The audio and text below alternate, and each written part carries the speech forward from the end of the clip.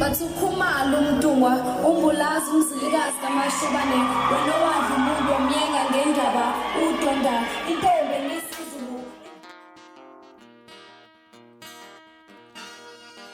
Lokuthula sengikhona sengiphathi kuyona channel yakhe hamba phambili ngezo mina ngimveze ngintuthu ngakho malo bathi ilasbo namagumede mhlabe mangabe usemusha like hanzo phinde ngicanze show to subscribe ungakhohlwa ukucomment nokulike kanjalo futhi nokushare okukhona okukhulu kunakho konke. Niyazi ukuthi mangabe kulishule isikhathi sike sinithatha sinibekwe ke endabeni ezihamba phambili bafethu ngomsakazo KHOZI FM AYANDA MSWELI enosokuvela izindaba eziqinisekisiwe ukuthi usemisiwe emsakazweni KHOZI FM lapha AYANDA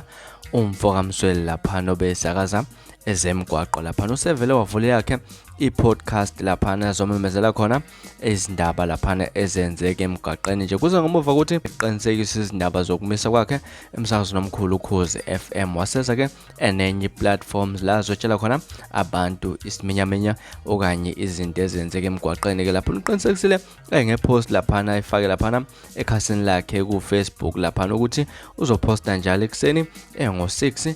kanjalo futhi lapha no 6:30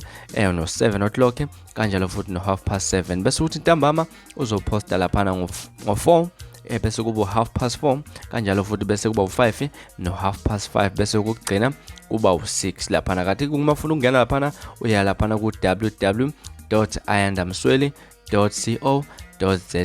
wasethi/air-traffic lapha ke izoqala ngawo umhla ka17 ku-October ku2022 ngicabanga ukuthi ilona impela usuku lona namhlanje lapha ke uAyanda Msweli esisemthola khona since ngaseyana ingxenye yomsakazo omkhulu kakhulu uKHOZI FM. Wena mhlawumbe ke ukuthi nokwakho ukuphawula ngalolu daba ake sihlangana lapha ku comment section esiqede khona le ndaba nganza kwethu izona esinilethela zona ningakhohlwa ukusubscribe nokulike kanjalo futhi nokushare okukhona okukhulu kunakho konke nisiphathe kahle nibe nosuku lomnandi ngithanda kakhulu.